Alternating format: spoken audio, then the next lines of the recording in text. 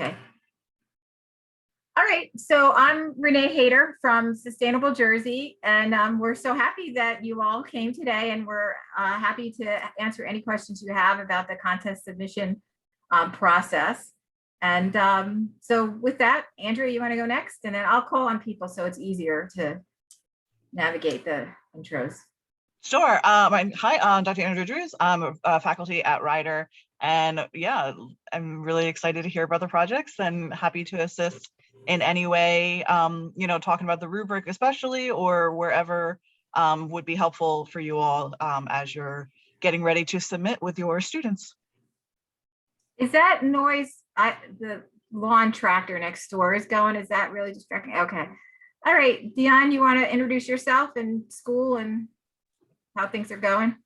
Sure. My name is Dion. I work at Sovereign Avenue School in Atlantic City, along with Amy Barbetta, who wasn't able to join the meeting today.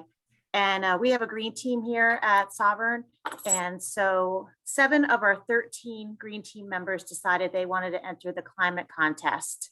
And that does consist of 1 6th grader, 1 7th grader, and 5 8th grade girls. And I have a few of them here today. Oh, great. Great. Okay. How about Aisha?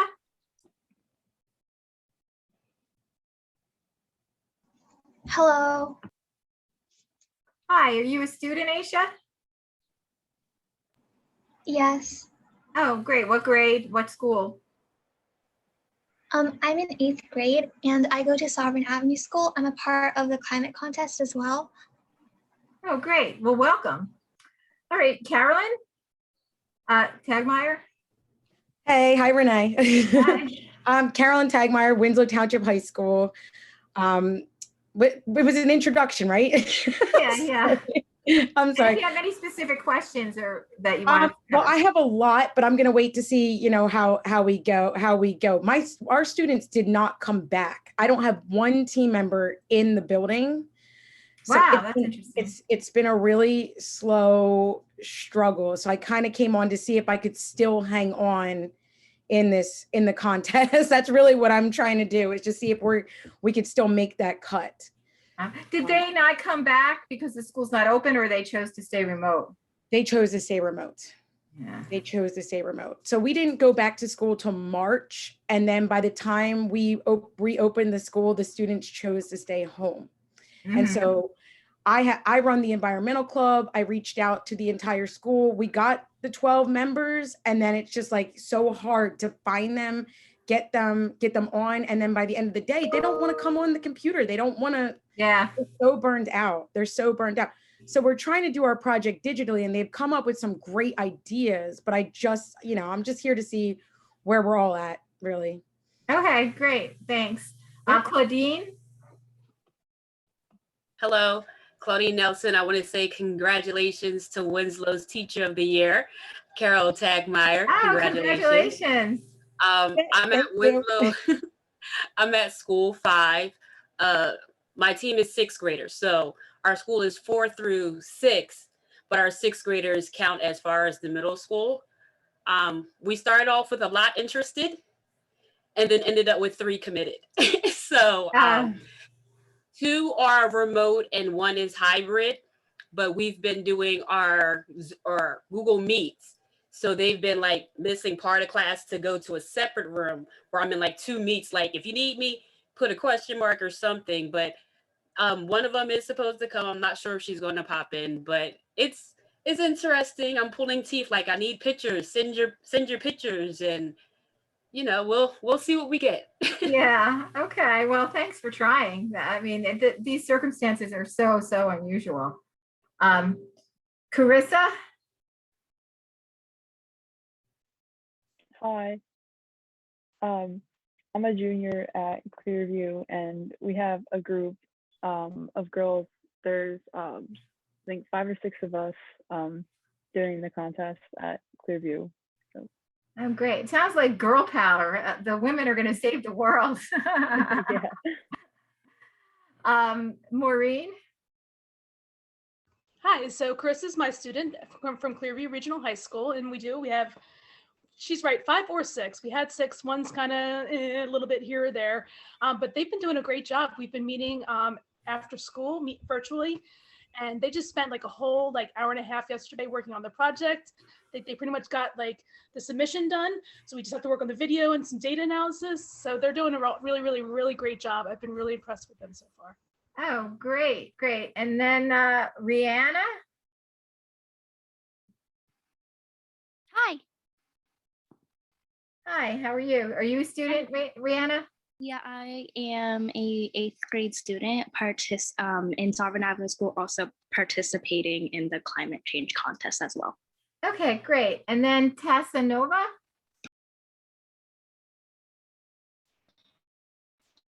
Hi. Hi. Are you a Can you student hear me? also? Yes, I am a student. I'm an 8th grader at Sovereign Avenue School, and I'm part of the Green Team, and I'm participating in the climate change contest. Okay, great. All right, so did I miss anybody? Is anybody on that I didn't call? Mahi. I think Mahi. Hello. Hi. So are you from Sovereign Avenue too? Yes, I'm from Sovereign Avenue School, and I'm an 8th grader. I'm a part of the SAS Green Team as well as participating in this climate challenge contest. Great, great. Okay, so I think Amy just joined us. okay. Amy, do you want to introduce yourself?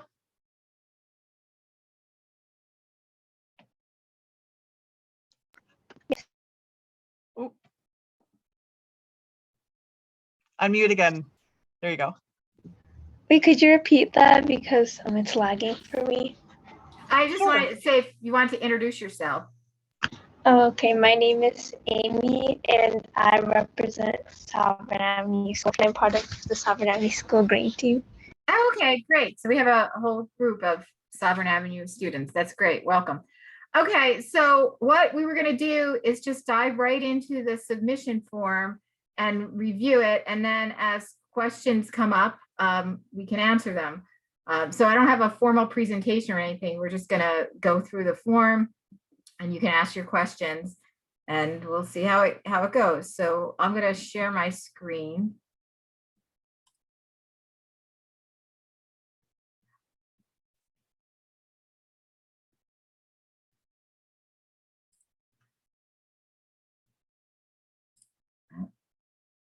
Let me just, I had it up and now I can't find it on my thing. So do you have it up?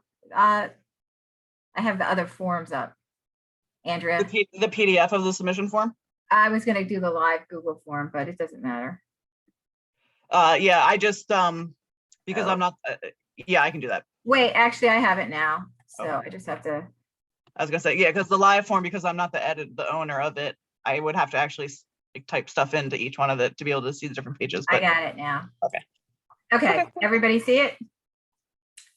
Okay, Yes. so the first section is really just, contact information, the teacher or club advisor name, the email address, the school name, school district, school name. We're asking for social media. This is not required. There's no star next to it, but we want to promote all the great work that the students are doing. So if you are interested in kind of getting promos out of your work, then you can give us that information in this text line. The same thing with local news outlets. If we're going to do we'll be doing press releases on the contest, so we'll make sure to include that. We were hoping that the team would create a name for themselves, and that this is a way that we could describe them. And then just the number of team members, and then the grade level. And then the next thing would be just a list of the team members, which there's a link to an Excel spreadsheet that just asks, your name, the names and grade levels and stuff like that. So if you don't have to use the template, if you want to just upload a separate, Word document that has all the listed, we just want to have the names of the kids, the students that are part of the team. And then this is where we get into more of kind of the detailed supporting documentation behind the actual video. So Andrea, you want to start with this section? Sure. So the first one, and actually I see a discrepancy that we have here. So I think the project summary, Renee, maybe it was supposed to be 100, but we might have to leave it at 250 now if that's what we've been showing. But anyway, so the project summary is kind of a concise summary of the project, as the title suggests. You know, kind of an overview that we could use, you know, that when we're quickly trying to describe a project or the team, to be able to use maybe in, you know, media communications, but basically, you know, a brief summary of the project, what was the issue, what was the action project, those types of things. And then you'll go into more detail in the next 3 components. So in the science explanation is really where we're trying to get into understanding, you know, what is going on, what is the climate change, and what is the climate change science going on here. So in my mind, there's 4 questions, you know, we have the description there, but there's 4 questions in my mind that you're really trying to address in this particular section. And that would be, what's the problem, right? What is the climate change problem that you were trying to address? How is it caused by people? Trying to think about that cause and effect relationship going on. How is it connected to climate change? Because some of the issues you may be exploring may not be, you know, carbon emissions. It could be, you know, rain gardens or things like that. So making that connection between whatever issue the project focus on to climate change.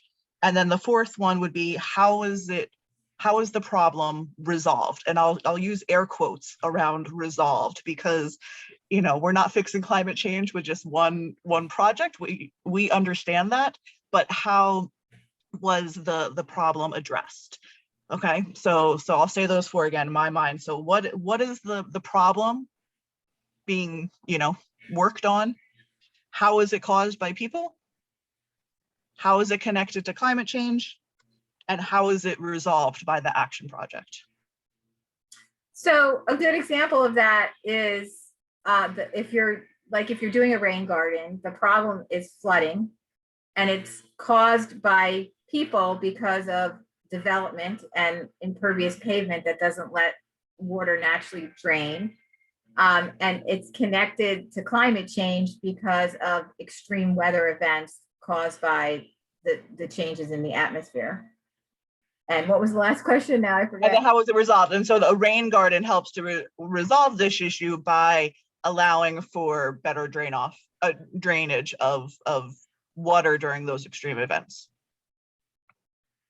You know, so there might be a little bit of research going on here to kind of support the ideas, make sure those links are really clear.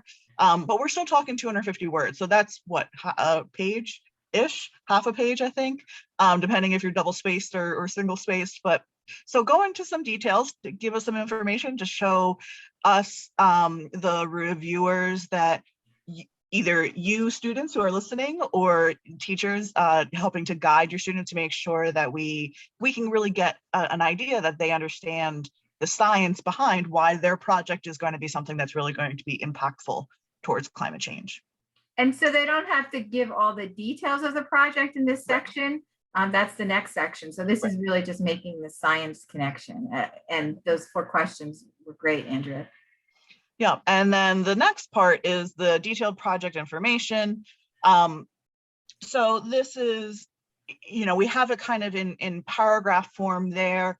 Also, one of the resources, which is the teacher guide or the student guide, kind of have these same items kind of bulleted. If you're more of a list person as opposed to a paragraph person, you can kind of include things like, what was the goal of the project? So you're really trying to describe the project here.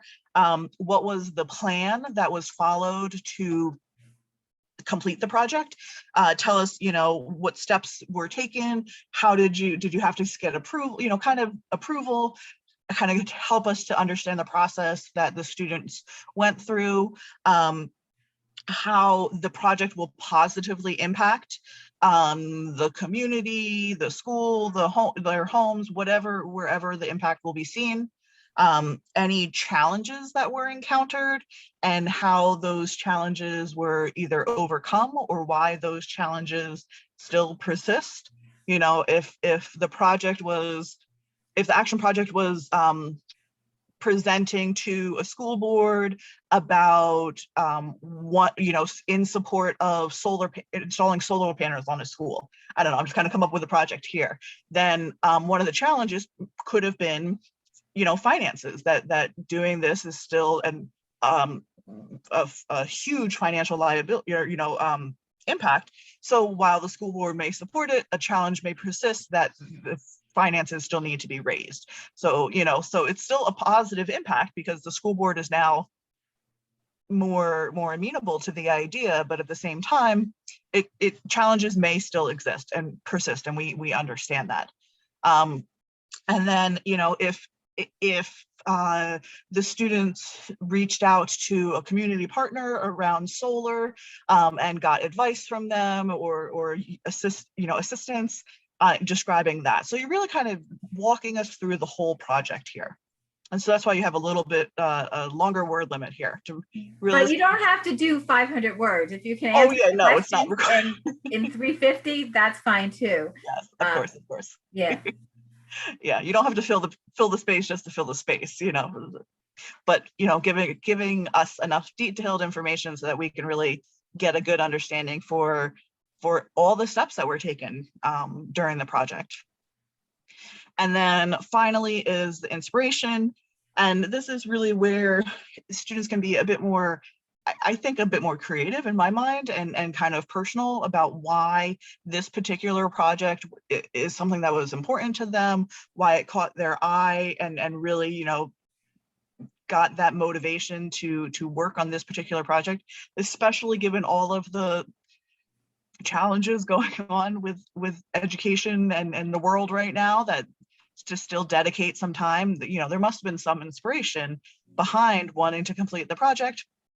And so, you know, telling us more about that, why, who, or what inspired this specific project would be really helpful. Maybe, you know, someone has to, I know, so I used to teach down in Maryland on the Eastern Shore. And so there was a lot of low-lying areas and school would regularly be either canceled or delayed because buses couldn't get through because of flooding, even, you know, on sunny day flooding type of problems. So, you know, having that as a problem, and I know as a former teacher, you know, having a delayed opening or a school closure because of flooding may not be, you know, so bad in a student's eyes, but, you know, that it's impacting their education, you know, and kind of seeing that personal connection to the issue and why it was important to them to pursue a project towards resolving that issue. So really kind of making those personal connections that we're hoping kind of comes out in the video as well, kind of in using that storytelling approach. But here is where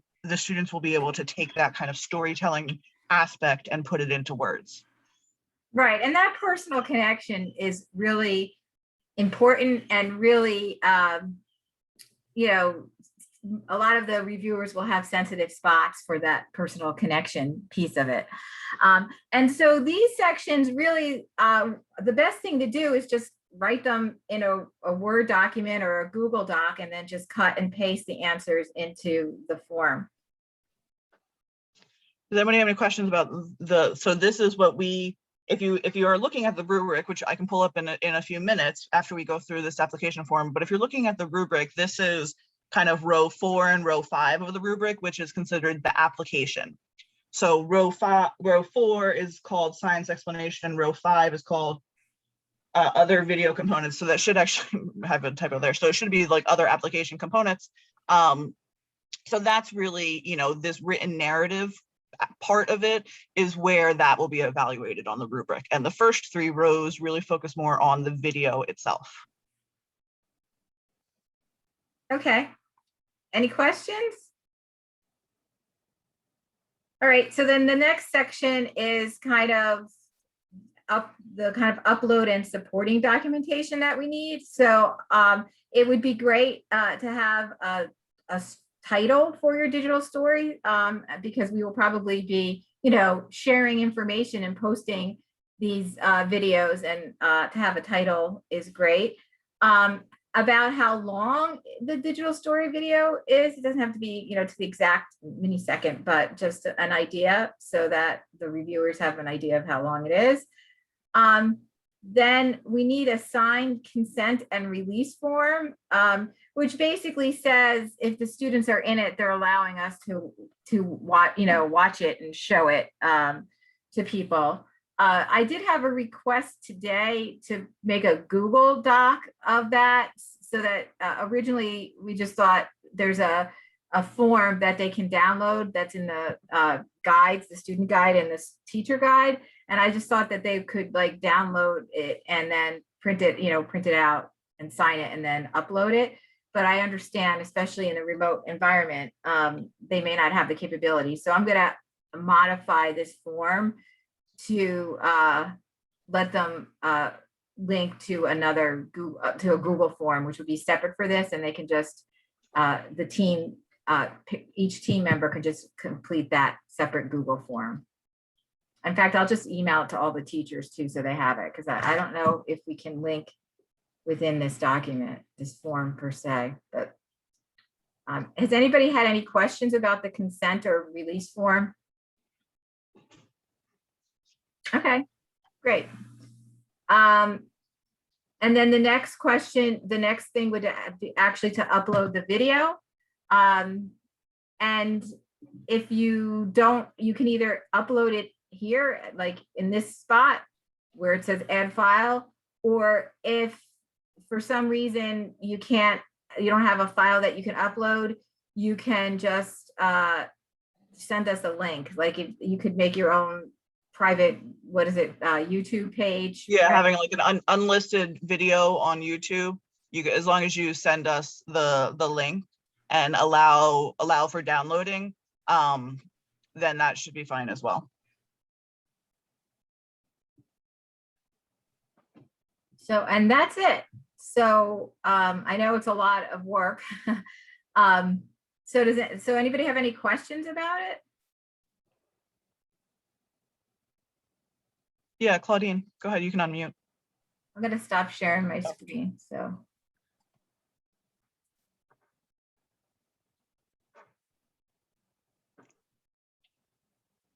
Sorry, his iPad was too loud in the background. You guys didn't want to hear daddy finger and stuff. But my question is the form that you just showed us on the site, I only saw it as PDF format. So are we going to get a link for the Google form of it? Yeah, so that should be available. There should be you mean on the climate contest website? Oh, you mean yeah. Under the teacher mentor guide, I only saw the PDF option to click on, not the actual Google form link. Yeah, it should be on the climate contest website. The link should be active there. Thank you. Of course. And I see on the chat, do we have to individually fill out the form? So that form that we just walked through is one per team. However, the like release form that Renee was just talking about, having to create like kind of a second form, that we need a consent form and release from each student. So no, but yes. I think that was Amy or whomever asked. Yeah, so the actual submission, Renee, you're on mute. Renee, you're on mute. Did you have some? Oh. Just going to say we need it from each student that's actually on the video. So if the student's not on the video, then I wouldn't worry about it. Yeah, so the consent and release form from every student who's depicted on the, included, and we encourage everyone to be depicted, shown either through photos or on the film or their voices heard. But yeah, the submission itself, like typing in all of that information, is just one per team. Right, and just one upload of all the student names too. That could just be one upload into that form. But I'm going to share my screen so that I can show you where to get the access to the submission form.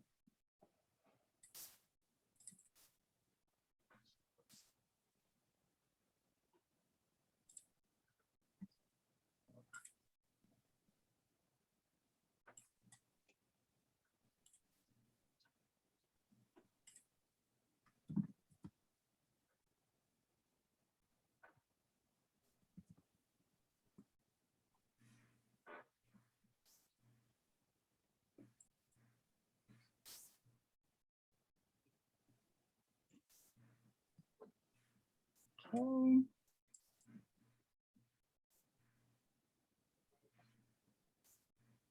So it's all the way down the bottom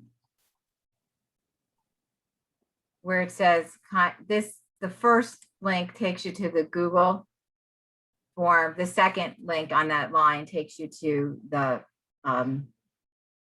PDF. And there's also links in the student guide and the teacher guide.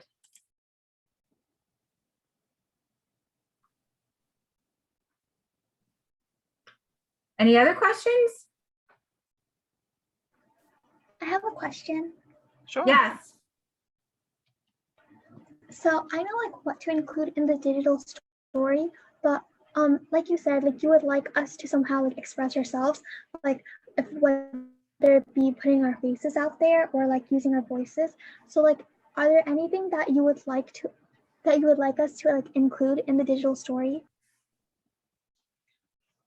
So the digital story really is, you know, how I think about it is you all conveying to us, you know, the problem that you encountered related to climate change, kind of why this was a problem for you all personally, and then what you're doing about it, you know, kind of then take us through your action project. You were, and my apology, my internet connection maybe not super strong, but you're breaking up a little bit, but so we encourage you to be on screen or pictures, you know, taking while you're doing whatever it is that your project is. But if that's a problem, you know, it can be animated, it can be Powtoons, it could be, you know, kind of other types of animation if the hesitation really is about being on screen. And you all just narrate it. But does that answer your question? I'm sure completely. Yeah, if I thank did. you. Okay. And if any other questions pop up even after today, there's a help email that your teacher can share with you. And then you can use that email to send us any questions if you need clarification. And you know, our goal is to get as many, you know, submissions as possible to highlight the great work that you're all doing. So like, don't freak out if you run into any problems. Like if it's June 10th and, you know, or June 11th and, you know, your computer's broken down or whatever, I'll take it on the 12th. It's not like I'm not going to turn off the form that day. So just email me and say, hey, you know, we had a problem. Can I submit it tomorrow? And I'm going to say yes. So I mean, I can't give weeks of extensions because we're on a timeline to get it, but I don't want people thinking that, you know, they have to, you know, do an all-nighter to do it, or, you know, get really upset about it and stressed. It's supposed to be a fun project for all of you. Any other questions? Carolyn, you said you had lots of questions.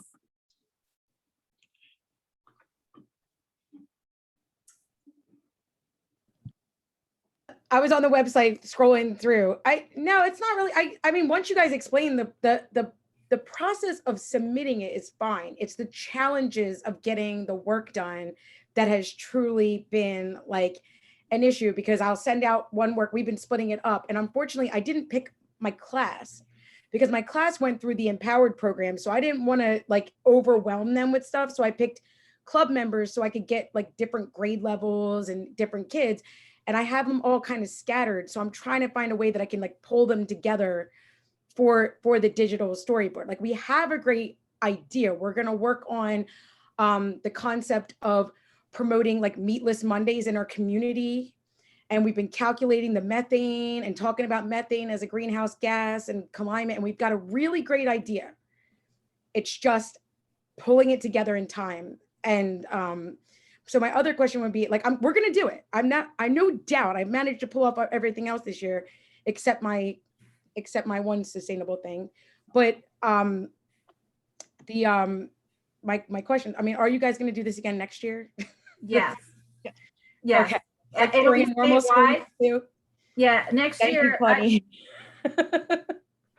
Yes, the plan is that we're going to do it again next year. I haven't gotten the signed contract yet from the Drumflecket Foundation, but they indicated that they're interested in funding it again, and it would be kind of a statewide rollout. So any middle or high school students. So I think next year I would definitely use my STEM classes as an ongoing project throughout the year and not make the same mistake of like going out to the whole school, especially this year. It was just really tough.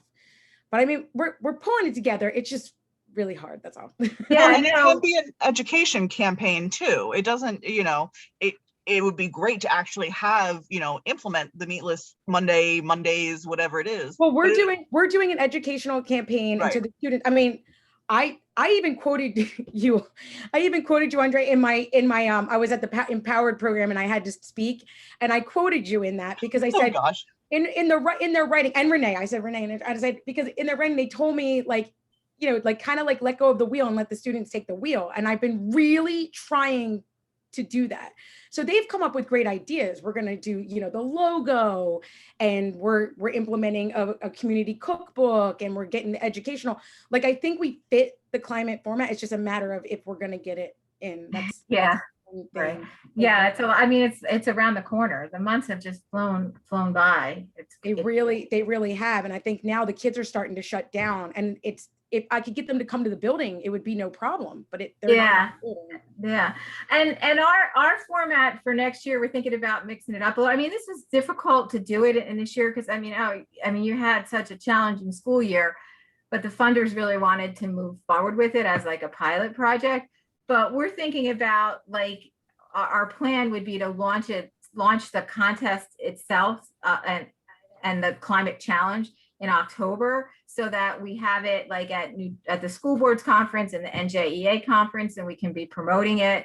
And then the first part would be focusing on helping teams get organized to pick projects. And then the education sessions would be probably after January and focus on topics, so that like if a team picked whatever food waste, then we would have the food waste session, and it would be, they'd already know ahead of time what they're thinking, and then we can come with questions and stuff like that to the session. Okay, that's great. I just went, and the other question is, if next year, are we allowed to tie our grant funded projects with this, or does it have to be separate? Yes, you're allowed to tie Absolutely. it. Mm-hmm. Absolutely. Okay. Because we are building something next year, but I would like the kids to like organically come up with the big ideas. So that would work. So, okay. Awesome. Mm-hmm. Thank you. Yeah, no problem. Anything else? Claudine, your son is so cute. Any other questions? Any students have any questions?